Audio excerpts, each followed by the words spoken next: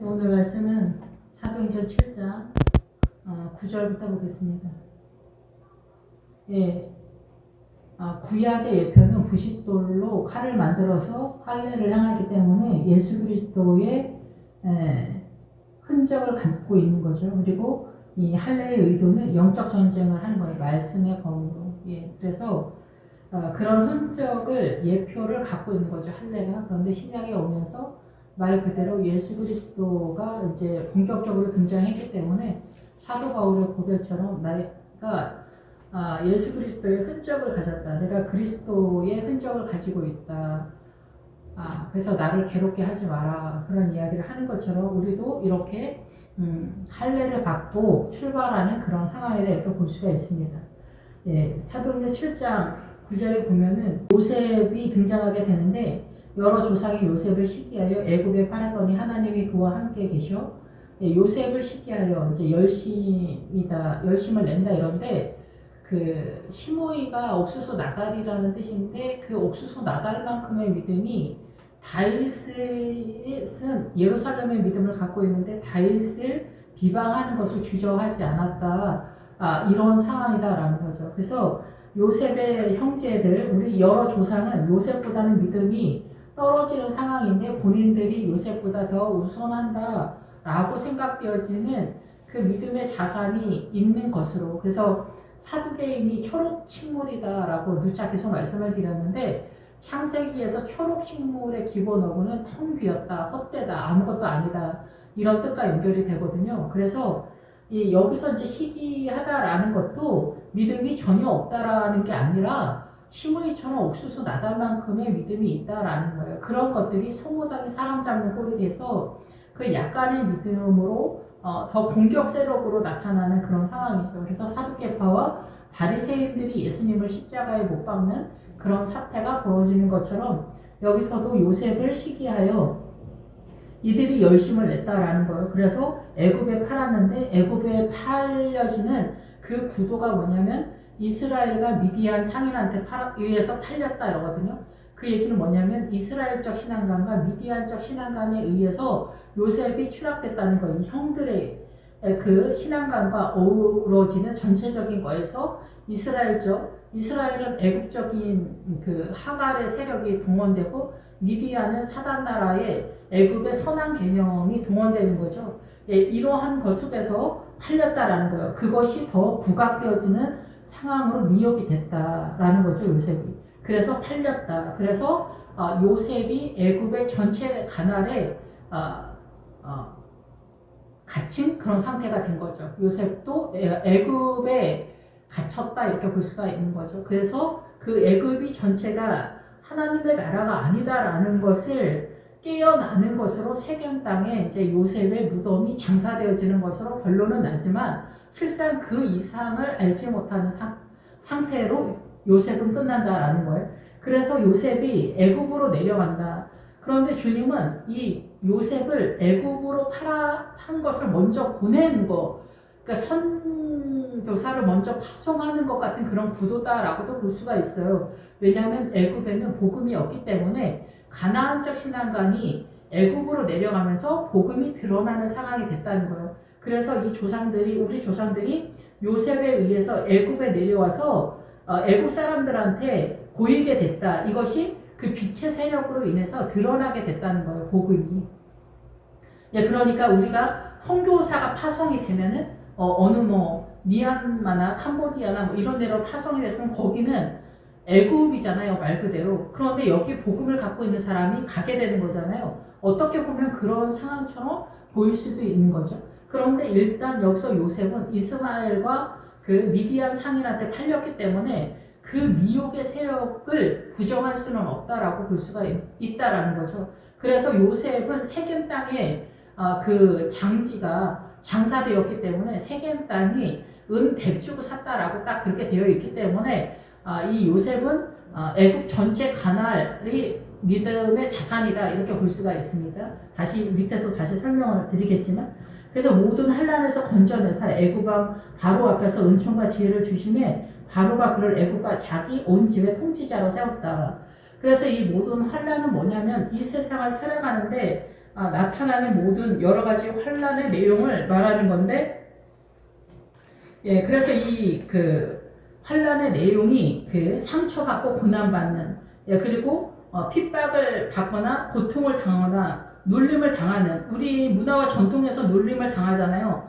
뭐 아들 노릇, 딸 노릇, 며느리 노릇, 뭐 부모 노릇 다 이런 것들이 억압이잖아요. 그래서 뭐 아버지들이 처자식 먹여 살리냐고 뭐 등골이 휜다 뭐 이런 얘기도 그냥 직접 나가면 되는데 그 부담감 때문에 어깨가 눌리고 막 만신창이가 되는 거예요. 초중급이 되는 거지. 막 우리의 생각 속에서 우리는 이렇게 눌리는 그런 전체적인 것들이 어떻게 사단으로 인해서 눌리고 당하고 있느냐, 이런 것들에 대한 감각이 믿음의 그 여정 속에서 나타나게 되거든요. 그것을 환란이라고도 하면서 이 전체적으로 환란이다, 핍박이다 이런 것으로 나타나게 되는 거죠. 그래서 강하게 눌림을 당하는 이런 것들이 공포와 두려움으로 나타나게 돼요. 그래서 최종적으로 제일 마지막에 우리의 영적 전쟁의 가장 강력한 주자는 뜻밖에도 핵족속이에요. 두려움의 영이죠. 예, 그런데 최전선에서 우리를 치고 들어오는 세력은 아모리 족속이에요. 아모리 족속은 7성을 이루고 왕으로 구성되어 있는데 말의 세력이라는 거죠. 그게 음녀가 앉아있는 물의 세력인 거죠. 그래서 음녀가 앉아있는 물의 세력은 구약식으로는 아모리 족속으로 등장하면서 7성을 이루고 왕으로 구성이 되었는데, 신약에서는 음녀가 앉아있는 물로 표현이 되면서 모든 문화와 전통 사상과 이념이다 라는 거죠. 계시록적 표현으로는 백성과 무리와 열국과 방언이다 이렇게 표현을 하고 있습니다. 그래서 이런 공격을 받고 있다라는 거죠. 예, 그래서 이런 상황에서 애굽에 내려온 요셉이 바로의 총리가 됐다라는 것은 이런저런 이야기가 있지만은 선교사가 캄보디아 같은 데 갔는데 이 선교사의 그 정신적인 복음의 내용이 캄보디아를 보다 더 수준 있게 세우는 것처럼, 우리나라도 옛날에 그 2차 세계대전이 끝나는 지점에 굉장히 열등한 상태였는데 복음이 들어오면서, 그러니까 그 크리스찬들은 이해도가 어떻게 돼야 되냐면은, 우리나라 국가가 있을 때 이 일본이 쳐들어오기 전에는 우리나라 국가를 대원군이 맡고 있었죠. 예, 그래서 우리나라의 선교사들이 다 죽었어요. 복음 들어올 때. 그런데 일본이 쳐들어오면서 국가 기능이 마비가 됐어요. 그래서 국가를 지키는 세력이 없어졌죠. 그래서 이 복음이 중국 그쪽을 통해서 개인들까지 쳐들어올 수 있을 그런 시대가 된 거예요. 그래서 복음이 세력화가 되면서 복음의 국가가 되면서 우리가 거짓말을 싫어하는 그런 백성의 상당 부분이 어느 정도 조금 세력화가 되는, 그래서 대한민국이 문화적인 그런 선진국으로 발돋움할 수 있는 기반이 복음 속에서 세워졌다 이렇게 볼 수가 있는 거죠. 복음이 아니면, 그래서 많은 선교사들이 대한민국 이 좁은 땅에 와서 복음을 세워주고 학교를 세우고 병원을 세우면서 우리의 정신의 세계가 이 복음을 기반으로 해서 올라갈 수 있었던 거죠. 이것이 요셉의 세력이다라는 거예요. 그래서 이 바로 애굽의 세력에 요셉이 등장하면서 복음의 세력 속에서 이 애굽이 그 수준이 올라간 그런 상태다 이렇게도 볼 수가 있겠다 이렇게 생각이 듭니다.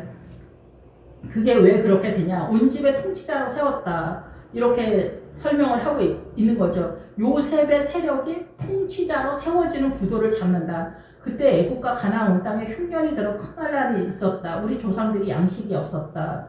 먹을 양식이 없었다는데 영의 양식을 먹을 양식이 없었다라는 거예요. 그래서 아브라함이 흉년이 들어서 애국으로 내려갔는데 거기서 이제 그 바로에게 붙들려서 자기 아내를 누이 동생이라고 하는 것, 이것이 흉년의 증세다라는 얘기를 하는 거거든요. 그래서 흉년과 곡식이 없다라는 얘기는 뭐냐면은 그 영의 양식을 먹을 만한 것이 없었다라는 얘기를 하는 거예요. 그래서 요셉을 통해서 캄보디아에 선교사가 갔을 때, 또 대한민국에 선교사들이 많이 들어와서 우리 무지한 우리를 깨우쳐서 복음의 국가에 기초석을 세워준 것과 같은 그런 상태가 됐다는 거죠. 이 요셉을 통해서 이 애굽에 복음이 세력화가 됐다라는 거예요. 그래서 그것이 선의 기준이 어느 정도 됐다라는 거예요. 그런데 여기에 환란에서 더 궁극적인 요셉이 세워지기 전에 흉년이 들은 거예요. 그래서 야곱도 가나안 땅에서 영의 양식을 더 먹는 것이 궁핍해진 그런 상태고 이 애굽도 그런 상태가 된 거예요. 그래서 요셉을 통해서 이들이 세워지는 하나님의 나라의 영의 양식의 선악과의 선의 구도를 잡는 구도에서 이 요셉의 상태에서는 끝나고 이런 상태에서 모세가 등장하면서 율법이 등장하는 거예요. 본격적으로 법이 인을 치는 그런 상황이 되는 거예요. 그래서 이 법이 어떻게 하나님의 나라로 전환되느냐라는 거예요. 그래서 창세기서부터 말라기까지는 법을 세우는 일을 하는 거예요. 그래서 창세기서부터 말라기까지는 잉태의 신앙이라고 얘기하는 거예요. 기본적인 거에서. 그래서 우리 개인의 믿음도 잉태의 신앙이 있고 해산의 수고가 있어요. 해산과 출산이 부활신앙이라고 볼 수가 있겠죠. 그렇게 되면은 그것을 어머니 마리아를 통해서 예수님이 등장하는 것처럼 어머니 마리아는 부활의 세력에 이쪽 저쪽을 담당한다 이렇게 볼 수가 있죠. 그래서 부활의 출발이면서 이 실제적인 부활의 세력에 있어서 이 마리아 늘 말씀을 드리지만은 부활에 있어서 십자가를 목격하는 자들이 마리아들이거든요. 그래서 단순히 마리아라는 이름 한 사람을 말하는 게 아니라 어머니 마리아, 막달라 마리아, 세베대 어머니 마리아, 그래서 마리아들이 말하는 것은 교회 공동체 전체이면서 그 믿음의 신앙관을 개인이 또 습득해야 하는 것으로 요구받고 있다. 이렇게 볼 수가 있습니다. 그래서 이 흉년의 대표 주자가 아브라함이 애굽의 흉년을 맞아서 애굽으로 내려갔을 때 그 아내를 누이라고 말한 것이 흉년이다라는 거죠. 그러면 오늘날도 마찬가지예요. 우리가 남존여비나 아니면은 이혼을 한다거나 부모 자식 간에 싸운다거나 남편이 왼수다, 마누라가 말을 들어먹지 않는다, 뭐 우리 사장님이 너무 꼴보기 싫다, 유산 상속이다, 뭐 이런 모든 것들이 다 다툼과 분쟁의 원인이 되는 그런 상황이다라는 거죠. 이런 것들 사단 나라의 질서를 어떻게 하나님의 나라로 전환시켜야 되느냐라는 얘기예요. 그러한 기본적인 우리의 지금 선악간의 선의 인식의 개념을 어쩌면 요셉이 기본적으로 세우는 구도다 이렇게 볼 수가 있는 거죠. 그런데 이것은 사단 나라의 선의 개념의 최고봉 미디안적 신앙관의 전체 개념에 담겨져 있다라는 거예요. 그런데 하나님의 나라 부활의 신앙은 이게 아니다라는 얘기를 하는 거거든요. 그렇기 때문에 광야적 신앙관인 그 내용을 우리가 습득을 해야 부활로 빠질 수 있는 그 제단 밑에서 죽는 그 일련의 기본적인 그 과정을 우리가 습득을 하고 경험을 해야 된다라고 표현을 하고 있습니다. 그래서 야곱이 애굽에 곡식이 있다는 말을 듣고 먼저 조상들을 보내고 그래서 요셉이 먼저 파견이 되었고 그 재차 요셉의 자기 형제들이 알려지게 되므로 그래서 캄보디아에 선교사가 가고 또 선교사들이 대한민국에 왔을 때 이 복음이 드러나는 것 같은 그런 상황이 전개됐다. 그래서 바로에게 드러나게 됐다. 복음이 드러나게 됐다라는 거예요. 복음이 드러나게 됐다. 요셉이 사람을 보내요. 그래서 공개적으로 표면적으로 분명하게 알려지고 밝은 빛이 빛나게 되다. 빛을 내뿜게 되다. 이렇기 때문에 복음이 드러나게 됐다. 이렇게 저는 이해하고 있습니다. 그래서 이 요셉이 선교사로 파송된 것 같은 결과가 아니겠느냐 이렇게 생각이 듭니다.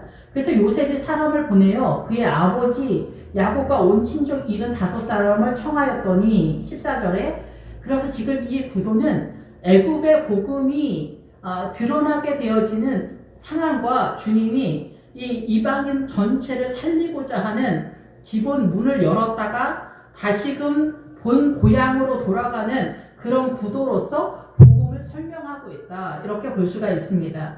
그래서 75명은 뭐냐면은 숫자상으로 우리가 이제 간단하게 보자면 70은 7의 숫자의 10의 배수잖아요. 그래서 70은 하나님으로 호흡하는 자들이다. 이렇게 볼 수가 있어요. 7이 하나님의 숫자고 5이 호흡의 숫자이기 때문에 하나님으로 호흡하는 사람들의 무리들이다. 이렇게 볼 수가 있겠죠.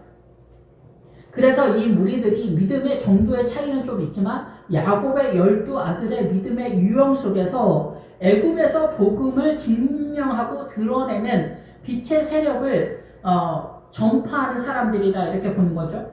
야곱이 애굽으로 내려가 자기와 우리 조상들이 거기서 죽고 16절에 세겜으로 옮겨져 아브라함의 세겜 하모르 자손에게서 은으로 값주고 산 무덤에 장사됨이라. 예, 사실상 그 야곱은 세겜에서 장사되는 게 아닙니다. 세겜에서 장사되는 사람은 요셉이죠, 요셉. 근데 요셉이 세겜을 사죠. 여기서는 아브라함이 샀다랬는데 원래 야곱이 샀다고 창세기에는 그렇게 나와 있어요. 근데 아브라함의 믿음 속에서 야곱이 가니까, 그래서 이 얘기는 뭐냐면은 요셉은 세겜으로 옮겨졌다는 거예요. 그런데 아브라함과 야곱이 세겜을 샀다는 거예요. 은으로 값을 줬다, 돈을 계산했다, 처벌을 받다, 이런 뜻이에요. 그래서 우리가 예수님을 믿으면 바로 칭의가 된다, 이렇게 생각을 하는데 그거는 법정적인 용어고 실제적으로 그렇지 않아요.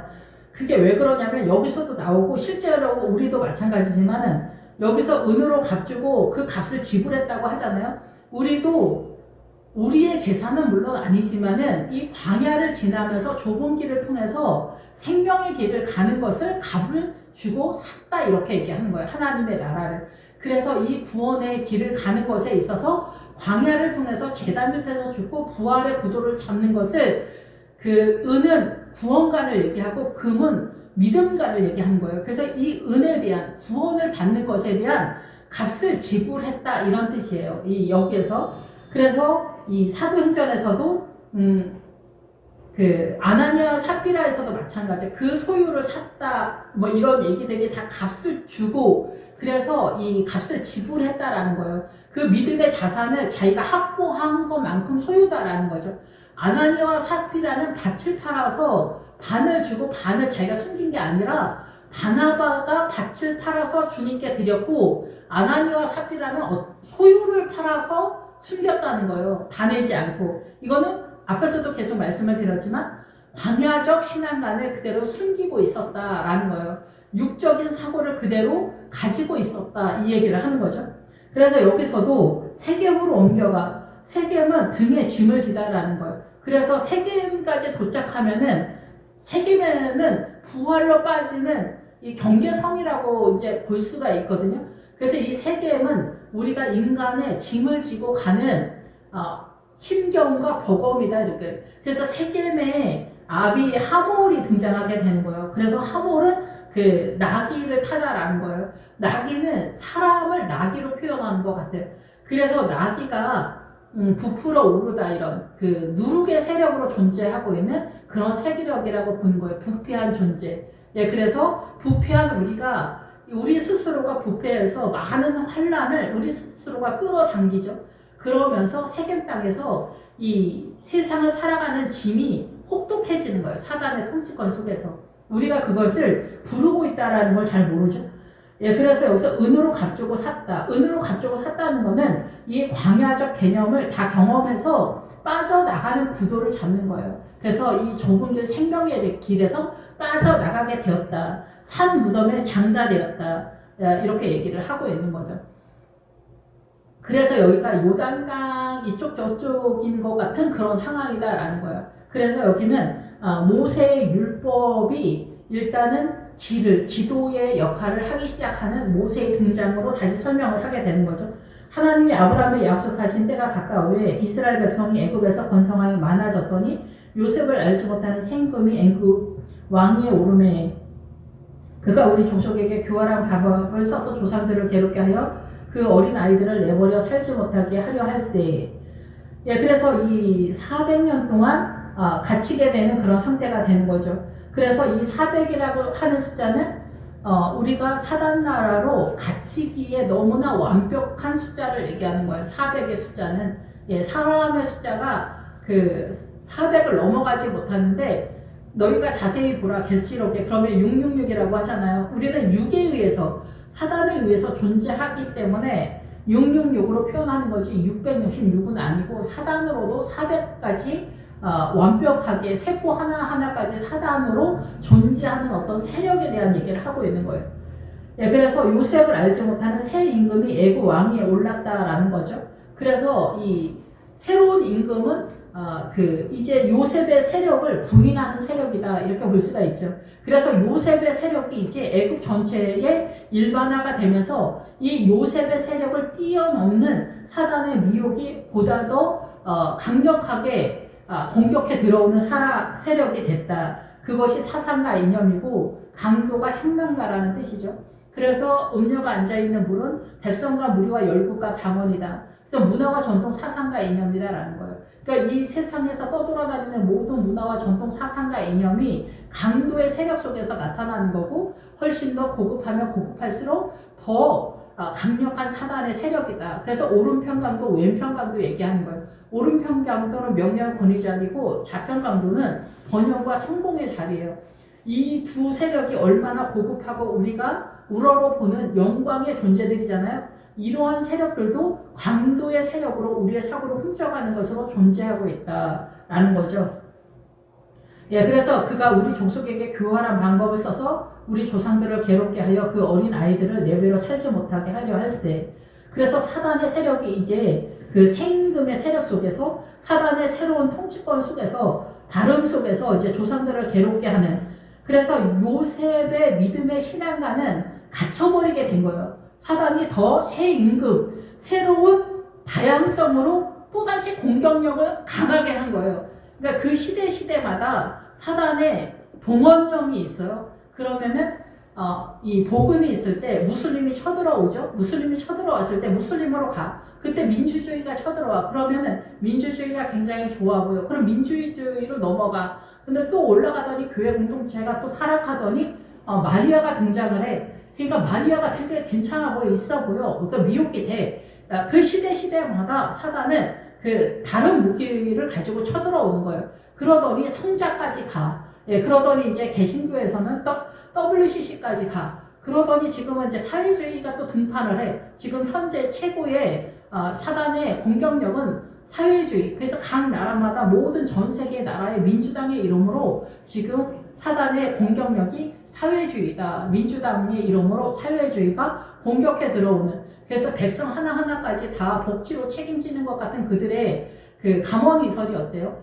그 사람들이 다 이 욕심에 발작하듯이 다 반응을 하면서 이 사회주의로 다 달려가는 그런 상태가 되는 거죠. 복음을 위해서 달려가는 게 아니라 사회주의, 욕심을 위해서 뛰는 그런 상태다라는 거죠. 예, 그것이 이미 사회주의가 북한이나 많은 공산 국가가 이미 증명했음에도 불구하고 이미 그 마리아가 그 복음이 아닌 것이 드러났음에도 우리가 지금도 그 천주교로 달려가는 사람들이 엄청 많잖아요. 그 드러남을 그들의 눈에는 아직도 희미하게 보이는 거예요. 훨씬 더 근사하게 보이는 거죠.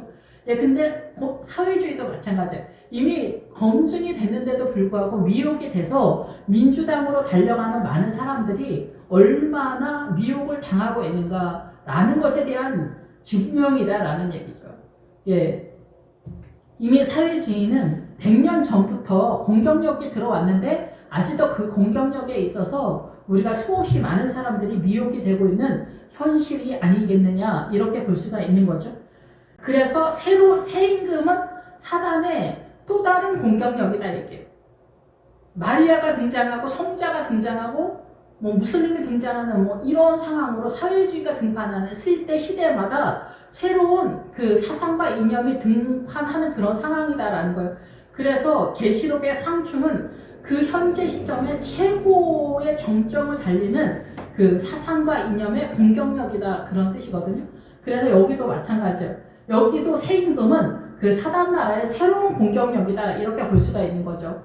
요셉으로는 안 되는 거예요. 이제는 요셉을 뛰어넘는 사단의 공격력이 들어온 거예요. 그래서 이제 사단이 이제 억압을 하는 것으로 나타나는데 여기서는 억압과 환란을 준다고 하는데 실제적으로 사단이 우리를 누르는 사단의 공권력에 대한 얘기를 하는 거예요. 사단의 강력한 파워에 대한 얘기를 하는 거예요. 근데 우리는 뭐 귀신이다 뭐 이런 식으로 할 때 뭐 천역 귀신, 총각 귀신 그런 식으로 하는데 사단은 그렇게 그 가치가 하찮지가 않습니다. 사단이 이 지구 전체를 돌리는 세력이에요.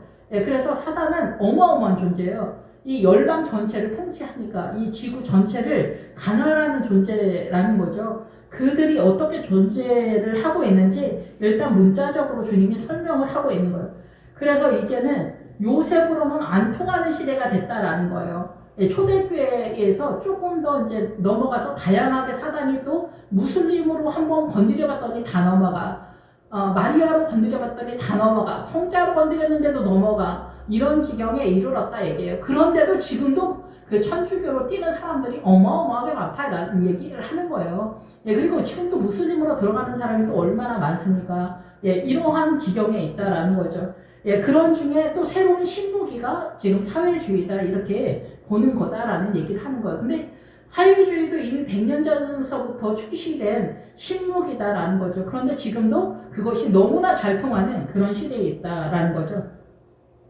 그래서 이러한 사상과 이념 속에서 우리 아이들이 살지 못했는데 그때에 모세가 났는데 하나님 보시기에 아름다운지라 그의 아버지의 집에서 석달 동안 길리더니 그래서 모세가 태어났는데 여기에서 아버지의 집에서의 믿음의 세력은 석 달 동안밖에 안 되는 수준이다 얘기해요. 그 믿음의 성장 구도를 못 잡는다는 거예요. 부모가. 그래서 우리도 오늘날 엄마 아버지가 예수님을 믿는데 믿음의 세력이 너무 연약해서 그 3살 아니 그 100일밖에 안 될 정도의 신앙이다 이렇게 보는 거죠.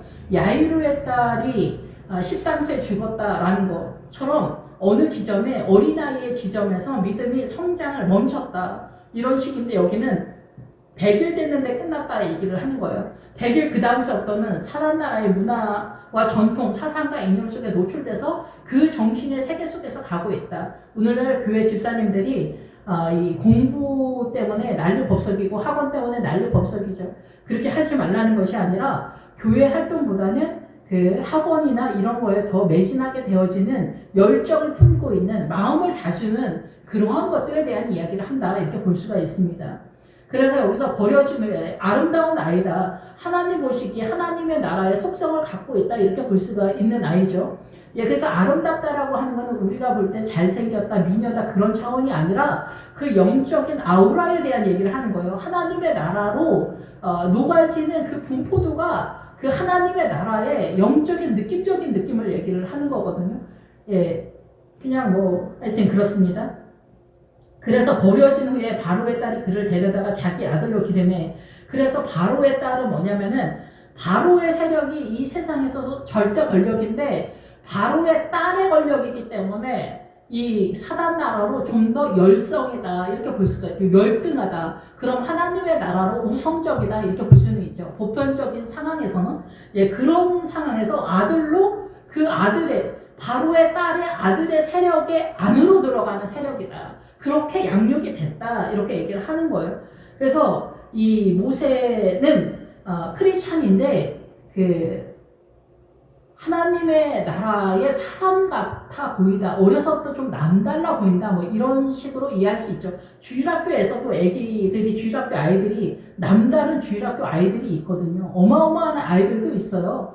그 초등부 때서부터 뭐 전도가 남다르다든가 뭐 거리에서 설교를 하는 꼬맹이들도 있다든가 막 이런 애들이 있거든요. 그리고 뭐 한상을 본다든가 뭐 이런 애들이 있기 때문에 그 남다른 아이가 있어요. 그래서 모세가 애굽의 모든 지혜를 배워 그의 말과 하는 일들이 능하더라. 나이가 40이 되면 그 형제 이스라엘 자손을 돌볼 생각이 나더니 모세가 애굽 사람의 모든 지혜를 배워 말과 하는 일들이 능하더라. 여기는 모세가 애굽 사람의 그 학술이 능했다 얘기해요. 학술이 그냥. 그래서 학술이 능해서 그 지혜롭고 그 말하는 게 조심스럽고 그 숙련되고 노련한 학식 있는 그래서 신중하고 슬기로운 그래서 그 나쁘게 말하면은 자만하는 이런 신중한 그런 조심성 있는 그런 성격이라는 거예요.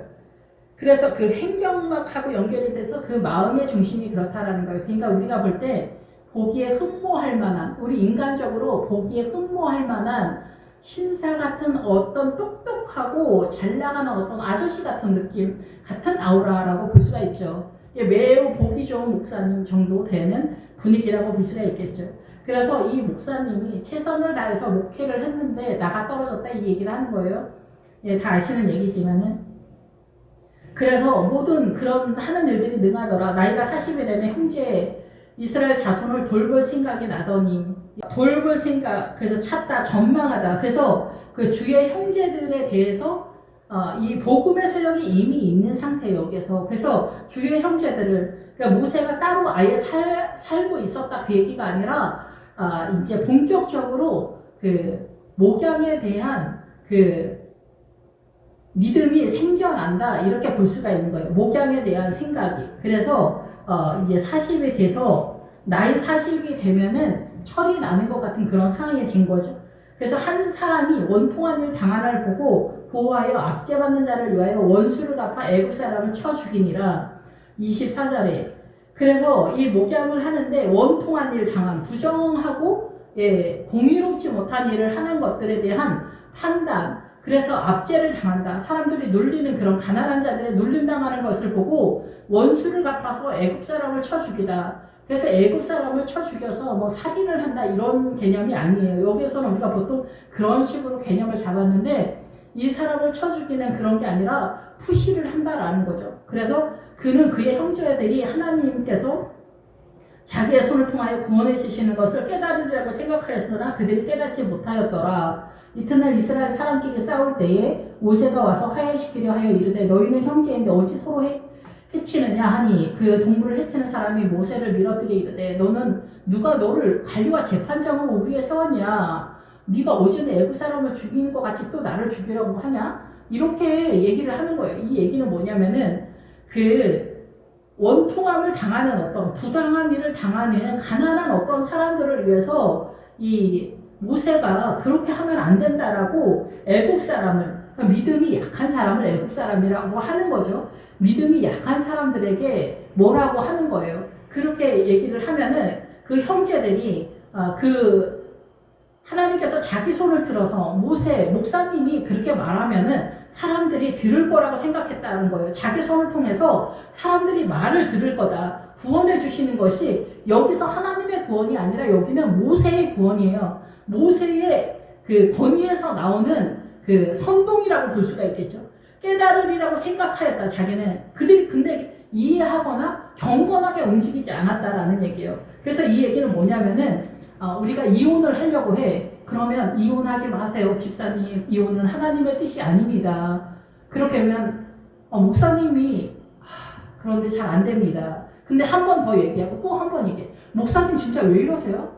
목사님이 뭔데 그렇게 얘기하세요? 이렇게 얘기하는 거죠. 교만한 권사님이 있어. 교만한 장로님이 있어. 장로님, 권사님 그렇게 하시면 안 됩니다. 겸손하게 하셔야 됩니다. 이러면 난리 납니다. 교회 뒤집어집니다. 유산 상속하는데 형제님 유산 상속 그렇게 형제랑 싸우고 그러면은 은혜가 안 됩니다. 아버지의 뜻이 아닙니다. 목사님 왜 이러세요 진짜 이렇게 나오는 상황이 된다라는 거죠. 그리고 우리가 자만하면 목사님 제가 언제 자만했다고 그러세요? 저 교만한 사람 아니에요. 저 그런 사람 아니에요. 막 이렇게 얘기를 하는 거죠. 자식을 그렇게 하면 안 됩니다. 아이들끼리 싸울 수도 있는데 어떻게 집사님 아이만 그렇게 예쁘다고 할 수가 있고 편을 들 수가 있습니까? 집사님 그러시면 안 됩니다. 공평하게 해야 되지 않을까요? 그러면 목사님 무슨 말씀 그렇게 하시냐? 제가 이상하다. 제가 우리 딸한테 어떻게 했는지 아냐? 막 이렇게 하면서 난리 포대기를 치는 겁니다. 그래서 목사님이 절대로 이 성도님들한테 하나님의 나라를 세게 말할 수 없다라는 거예요. 지금 여기서 모세는 자기가 하이킹을 했다는 거예요. 자기의 에너지로, 자기의 손으로 최선을 다했다 얘기예요. 근데 내가 이렇게 최선을 하고 본을 보이면 성도들이 잘 들을 거라고 생각했는데 성도들이 그렇게 만만하지 않습니다. 어린 반푸러지도 없는 소리입니다. 우리는 원하는 대로 자만하고 교만하고 사기치고 유산상속 내가 다 갖고 이혼하려면 이혼하는 거고 남편은 왼수고 부모고 자식이고 뭐 그냥 내가 법이다. 내가 왕이다. 이렇게 나가는 거죠. 뭐 우리는 내가 왕이다. 이렇게 안 한다고 생각하지만 사실은 내가 주인됨의 이기심 속에서 욕심 속에서 우리는 다 미쳐버리는 상황이거든요. 이것을 이 모세가 쳐 죽였다 이게 건드려졌다 이게요. 다른 사람한테 그럴 때는 맞다고 목사님 맞다고 그런데 그것이 나한테 오면은 정갈이 나를 쏘는 것처럼 느낀다라는 거예요. 안 통한다 얘기예요. 목사님 누가 목사님한테 관리하고 재판장으로 세웠어요? 목사님 목회나 똑바로 하세요. 지금 목사님이 목회 똑바로 하고 있는데 택도 없는 소리 하지도 마세요. 이런 상황이 된다는 얘기요. 그러니까 목사님이 하이팅하는 상황이다라는 얘기예요. 지금 여기에서는. 그래서 이스라엘 사람끼리 또 싸워서 모세가 하야시키려고 했더니 어찌하여 이렇게 하느냐. 형제끼리 어찌하여 이렇게 싸우냐. 왜 유산상속을 그렇게 하느냐. 아니 회장이 저렇게 이상하게 하잖아요, 목사님. 여전도 회장 누가 잘났다고 맨날 어쩌고저쩌고 저한테 이렇게 말을 하잖아요, 목사님. 목사님, 김 집사가 뭐라고 했는지 아세요, 목사님? 이 집사가 뭐라고 했는지 아세요, 목사님? 이렇게 얘기하면서 전쟁이 터져서 난리가 나는 거예요. 그래서 동물을 해치는 사람이 모세를 밀어뜨려 이르되 누가 너를 관리와 재판장으로 우리에 세웠냐. 앞에서는 약간 듣는 척도 하지만 절대 이게 화해가 안 된다는 얘기예요. 목사님이 나선다고 해서. 그렇다고 가만히 있으라고 하는 것도 아니지만 주의 영이 동원돼야 된다 얘기예요. 성령의 은혜가 가야 된다 얘기를 하는 거예요. 그래서 여기까지는 지금 모세가 자기의 에너지로 자기의 동력으로 화이팅을 한다는 거예요. 인간의 에너지로 화이팅하는 이 동력이 성령의 에너지가 아니다는 거예요. 구약이나 신약이나. 그래서 너 필요 없다 얘기해요. 관리와 재판장으로 우리에게 세우지 않았다 얘기를 하는 거죠. 그래서 요새는 뭐 치리하다 뭐 이런 말을 쓰지 않습니다. 교회에서. 예, 그래서 내가 이제는 애굽 사람을 죽인과 같이 또 나를 죽이려 하느냐? 어림도 없다라는 거죠. 그러니까 그 믿음 없는 사람은 그렇다 쳐도 나는 믿음 있는 사람, 나 권사야? 나 장로야? 나 장로예요. 나 이 교회 수석 장로예요, 목사님. 장로님을 어떻게 건드립니까? 그런 상황이 된다는 거죠. 모세가 이 말 때문에 도주하여 미디안 땅에서 나그네가 되어 거기서 아들들을 낳았다. 이 말은 뭐냐면 모세가 그래서 밀렸다는 얘기를 하는 거예요. 그래서 도망간다. 그래서 미디안 땅에서 나그네가 됐다는 거는 미디안은 사단 나라의 선의 개념이면서 다투다 논쟁하다 이런 뜻이에요. 그래서 여기서는 답을 못 찾는 거예요. 예, 이혼하는 거 이혼하지 마세요. 집사님 남편을 조금 참아주세요. 인내하세요. 안 된다 얘기 안 된다는 거예요. 예, 그리고 뭐 김집사가 어쩌고 저쩌고 뭐 이 여전도 회장이 대먹지가 났다. 뭐 이 무슨 장로님이 어떻게 됐고 목사님은 왜 그러시냐. 막 이런 것들이 난장판이다 이게 미디안 땅에서. 그러면서 우리가 미디안의 자주세 곳은 인간 나라에서 이게 선한 행동을 하는 최고의 영화로운 옷을 말할 때 자줏빛 옷을 말하는 거예요. 붉은 옷은 십자가의 옷인데 그 이해도가 우리가 옥수수 나달이라고 계시록에서 말하는 거죠. 바벨론을 고발할 때. 예, 그래서 여기에서 이 모세는 사단 나라에서 착한 척 하는 거 밖에 하지 못했다라는 거. 근데 요셉을 통해서 새로운 임금이 나타나면서 요셉은 이제 안 통하게 된 거예요. 요셉은 안 통하는 그런 시대가 됐고 이제는 복음이 나타나는 시대가 됐는데 그 복음의 세력이 바로 십자가 예수 그리스도다라는 거죠. 그래서 이 모세는 그 율법을 세우는 데까지 잉태의 신앙 안에 갇혀 있는 사람이기 때문에 이 복음에 대해서 예시되어지는 소망되어지는 상황에서 예수님을 바라보는 입장에서의 믿음을 세워가는 그 중간 어디쯤에 있다 이렇게 볼 수가 있어요. 모세가 율법을 세우는 사람으로 선언되어 있기 때문에. 그래서 모세의 이름이 물에서 건졌다잖아요. 그래서 모세는 뭐예요? 율법 자체를 말하면서 물은 뭐예요? 성경이 물이고 음료가 앉아있는 물, 하나님의 나라의 물은 성경이고 사단 나라의 물은 백성과 무리와 열국과 방언과 쉽게 말하면 문화와 전통 사상과 이념, 이 세상의 모든 문화와 전통 사상과 이념이 다 사단 나라의 미혹의 세력이다 얘기를 하는 거예요. 예, 그래서 사단은 그런데 그 말씀을 타고 올라오기 때문에 마리아, 성자, 뭐 WCC, 그러니까 성경 속에서 하나님의 나라 유사 패턴인 것처럼 이 세상과 하나님의 나라를 섞어버려서 하나님의 나라처럼 미혹하는 구도를 잡는다는 거예요. 예, 그래서 다 그쪽으로 뛴다라는 거죠. 사회주의도 노동자의 혁명인데 그 사상과 이념이 종교적으로 움직이기 때문에 그런 거죠. 그래서 다 미혹인 거예요. 그래서 그쪽으로 뛰는 거죠. 영이 움직이는 거라는 거죠. 이 영적 전쟁하는 사람들은 아마 알 거라고 생각이 됩니다. 예, 그래서 40년이 참에 천사가 시내산 광야 가시나무 떨기 불꽃 가운데서 그에게 보이거늘 30절에 40년이 참에 40년이 돼서 그 목회를 하는데 자기의 동력으로 화이팅 했는데 사람들이 말을 안 듣는 거예요. 목사님이라 똑바로 하고 사세요. 우리는 우리가 알아서 살 테니까 그렇게 얘기하는 거예요. 그래서 40년이 지나고 나서 또 40년이 지나고 나서 80이 돼서 사람은 안 되는구나를 깨달은 거예요. 모세가.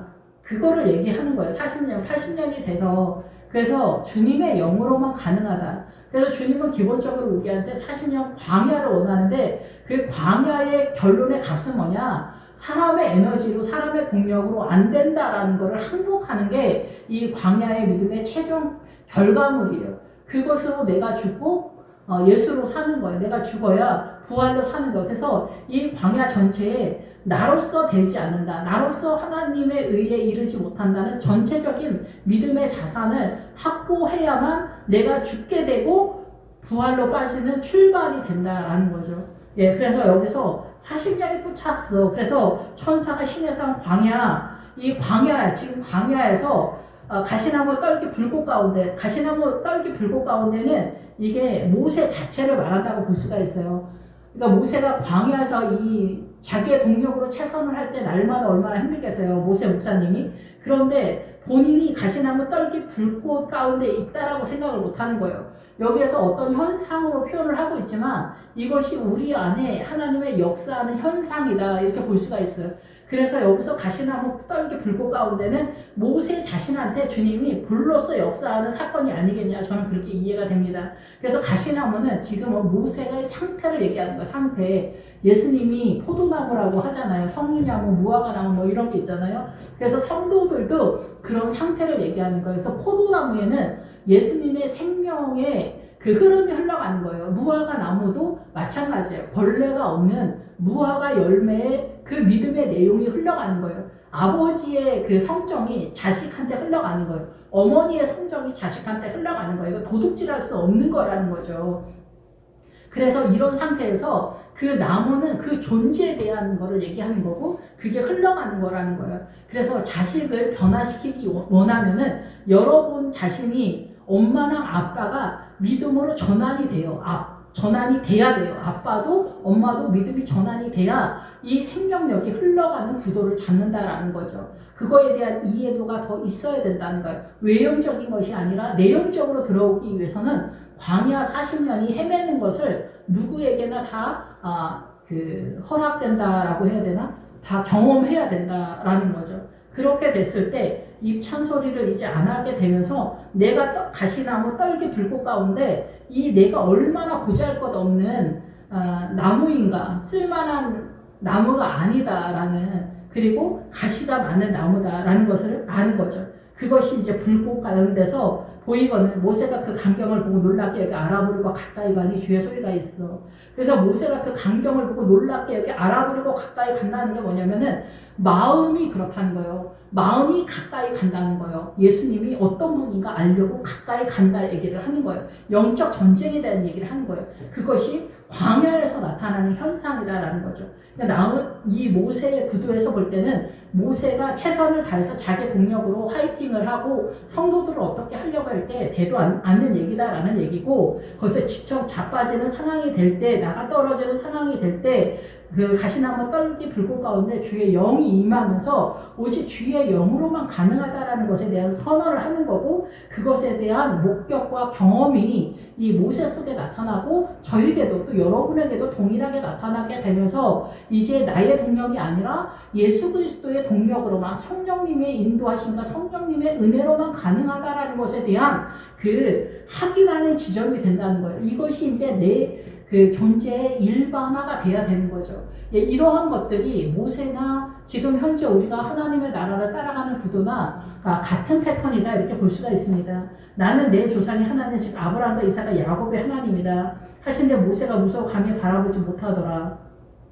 32절에 그래서 아브라함과 이삭과 야곱의 하나님은 계시록에서도 말씀을 드렸지만은 이 하나님께서는 우리가 죽어서 천국 가면은 유황 불못에 빠진다 그렇게만 생각하는 경우가 많고, 뭐 이 땅에서 우리가 오해되어지는 부분이 굉장히 많았는데, 유황 불못에 빠진다라는 것은 나의 사고가 신에 대한 이해도가 어떻게 돌아가느냐에 따라서 내가 사두개파냐, 사두개파는 녹색 식물이에요. 그것이 창세기에서 녹색 식물은 텅 비고 헛된 뭐 그런 뜻이에요. 그러니까 믿음이 나 예수 믿어요, 나 구원의 확신이 있어요, 이 정도의 신앙은 그 믿음의 자산이 아무것도 없다 이 얘기를 하는 거예요. 그래서 그러면 아무것도 없으면 이 녹색 식물이 하나님만 계시다 이런 것만 있는데 나머지는 뭐냐? 나머지는 사단 나라의 이해도의 분포도가 전체 개념이기 때문에 쓸만하지 못하다라는 거예요. 그래서 계시록에서는 그 성전 마당은 측량하지 않는다 그래요.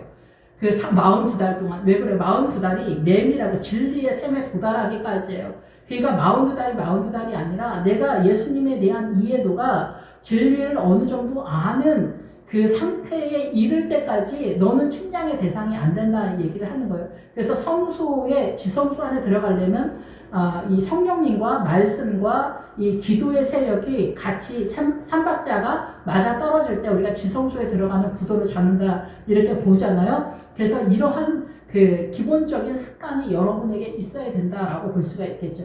그랬을 때 여러분이 성도다라는 그런 상태로 나아가는 구도를 잡는다 이렇게 보는 거예요. 그러니까 성도의 뜻은 하기오스 하나님께 모든 것을 바친다라는 거예요. 그래서 바나바가 앞에서 밭을 팔아서 하나님께 드렸다라는 거잖아요. 그게 세상을 팔아서 이 광야를 팔아서 주님께 바친다라는 그런 뜻이죠. 그래서 여기서 아브라함과 이삭과 야곱의 하나님은 살아계신 성도들 살아있는 성도들의 하나님이다라는 거예요. 그래서 계시록에서는 나의 유한불법, 신인에 대한 이해도에 따라서 던져진다는 거예요. 사상과 이념에 이 불에 던져진다 이 얘기를 하는 거예요. 그것이 결국은 우리가 죽어서 갈 때 지옥으로 빠질 거냐, 천국으로 갈 거냐 속일 수 없다라는 거죠. 그러니까 전체 개념을 얘기하는 거예요. 우리가 전과목 시험을 봐서 이렇게 드러났다는 거예요. 예, 그래서 우리가 제가 요새 말씀을 드리는 거, 뭐 신천지 이만이나 뭐 문선명이나 이슬람이나 뭐 천주교나 뭐 사회주의나 주님 이런 미혹의 세력이 없어지게 해달라고 기도했던 것들이 아니었다라는 거죠. 왜냐하면은 이런 것들을 통해서 시금석을 통과한다라는 거예요. 너의 이 진심이 어디 있느냐? 너는 정말 주님만을 바라보고 있느냐? 이것들을 통해서 검증한다라는 거예요. 예, 그래서 주님을 사랑하지 않는구나, 니네가. 너희가 정말 하나님을 사랑하지 않는다고 예수님 말씀하시는 것처럼 우리는 주님을 사랑하는 척을 엄청 하지만 사실은 주님을 사랑하지 않는다라는 것이 들통이 난다. 그 들통 난 게 계시록 13장에서 표라는 뜻이에요. 표가 돈 속에 있는 금이라는 뜻이에요. 그러니까 우리의 욕심이 신앙이라는 거예요. 그래서 예수 안에서도 우리는 욕심으로 화이팅하는 우리 전체를 내 삶 속에서 동물 제사 드릴 때 그 조각조각 내잖아요. 가죽을 벗기고 그 토막토막 내는 게 내 안에 숨겨져 있는 사단의 미혹의 세력을 깨닫는 것을 그렇게 설명을 하고 있는 거예요. 그러니까 얼마나 우리가 예수님께로 나아가는 게 우리의 입장에서는 잔인하고 참혹하냐. 그래서 우리는 십자가를 지지 않는 것으로 망한다라고 계시록에서는 그렇게 고발하고 있다. 이렇게 볼 수가 있습니다. 그래서 아브라함과 이삭과 야곱의 하나님은 우리가 죽어서 뭐 천국에 가서 어떻게 됐다. 물론 천국에 가야겠다. 그렇게 생각을 하지만 이 땅에서 아브라함과 이삭과 야곱의 하나님이 나에게 뭐라고 말씀하시며 나는 어떻게 가야 되는가 라는 것에 대한 이해도를 주님께서 요구하고 계시다 이렇게 볼 수가 있습니다. 그래서 모세는 무서워서 감히 바라보지 못하더라. 예, 우리가 이거를 설명하기는 좀 어려운데 주님이 마냥 착한 어떤 훌륭한 신사를 보듯이 우리가 보는 게 아니라 그 영화로움이 너무나 대단하기 때문에 제가 약간 뻥을 칠 때 하는 말이 내가 길에서 객살지라도 주를 부인하지 않으며 이런 뻥을 많이 치는데 사실은 뻥이죠. 예, 조금의 그 가난함과 고난과 환난이 올 때마다 저는 난리 법석을 치니까요. 예, 그런데 저의 마음의 한 기퉁에서는 그런 마음이 있죠. 그런데 제가 하나님을 천국에 가서 감히 내가 고개를 들어 내 주님을 우러러볼 수 없을 것이다. 이것에 대한 그 마음은 있어요. 왜냐하면은 주님의 그 영화로움 앞에 내 가난한 몰골의 사나움을 나는 견딜 수 없을 거다. 그 영화로움 앞에서. 예, 그래서 주님이 얼마나 큰지, 그 영화로움이 얼마나 대단한지 우리는 감히 볼 수 없다. 감당이 안 된다. 그 얘기를 하는 건데, 제가 사단 나라에서 이 죄인의 입장에서 느끼는 바로 말씀을 드리는 거지만, 정말 우리가 하나님의 나라에 가서 주님을 볼 때는 볼 수 없죠. 옛날에 저희 교회 부목사님이 담임 목사님이 기도를 하는데 예수님께서 불꽃 같은 눈으로 자기를 쳐다보고 있는 걸 보아서 항상 두려움과 떨림으로 목회를 하고 있다라고 그렇게 간증을 하셨더라 얘기를 하더라고요. 예, 그렇게 우리가 만약에 만난다면은 우리가 어떻게 견딜 수 있을까 그런 생각을 하게 되는 거죠. 그런 것처럼 여기서 모세도 마찬가지인 거죠. 주께서 이르시되 33절에 내 발에 신을 벗어라 내가 서 있는 곳은 거룩한 땅이다. 예, 그래서 지금 여기 서 있는 곳은 지점에 대한 얘기를 하는 거예요. 그래서 이 모세는 이 거룩한 땅의 수준은 아직 되지 않았지만 출발하기 위한 에너지를 얻기 위해서 먼저 경험을 하는 거예요.